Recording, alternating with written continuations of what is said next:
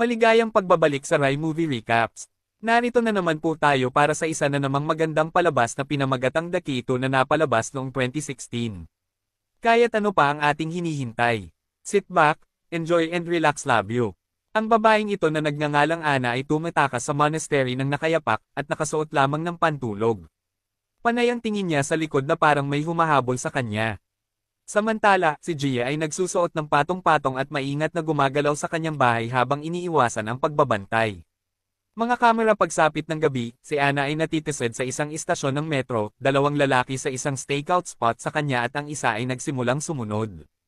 Nagmamadaling pumunta si Ana sa window ng tiket at hinimok ang empleyado na magmadali.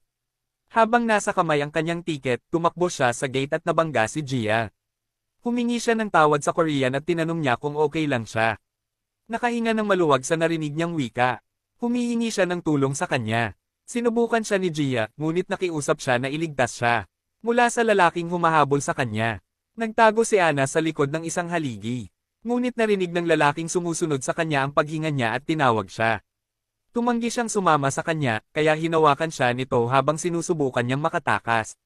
Pumagit na si Gia. Sinabihan si Ana na umalis, nagtago siya sa likod ng isa pang haligi. Habang nakikipaglaban si Gia, sinasalungat ng lalaking si Gia ang kanyang mga pag-atake at sa huli ay nawalan siya ng malay.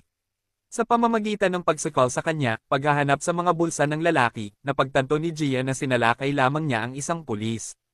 Habang inaalerto ang seguridad sa kaguluhan, hiniblat ni Gia ang kanyang mga gamit pagkalabas niya sa plataporma. Inis na naghihintay sa kanya si Ana. Tumanggi siyang tulungan pa siya.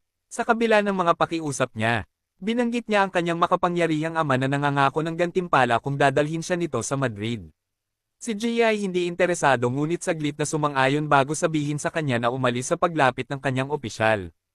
Mabilis na dinasarmahan ni Gia ang mga opisyal at nabali ang isang braso habang papaakyat siya sa itaas na palapag. Nakita niya si Ana na sakay ng sasakyan ng pulis. Tawag nito sa kanya. Sa pagkakataong ito ay umiling siya at umalis sa isang taxi habang siya ay humihikbi. Makalipas ang 6 na buwan, nagtatrabaho si J-Hall sa isang warehouse ng banner advertising sa Seoul. Matapos tapusin ang isang mural ng isang beach, nagpapahinga siya habang umiinom ng serbesa at pinakain ang isang tuwid na kuting bago umidlip habang lumulubog ang takip silim. Tumawag ang kanyang amo na humihiling sa kanya na muling higpitin ang isang malaking banner. Dahil sa malakas na panalo, itinataguyod ng banner ang kandidato sa pagkapangulo na si Assemblyman Jang, sabi ni Jun. Gamit ang slogan, A Better World for Children. Si Gia ay una nang hindi nakapasok dahil pagkatapos ng mga oras,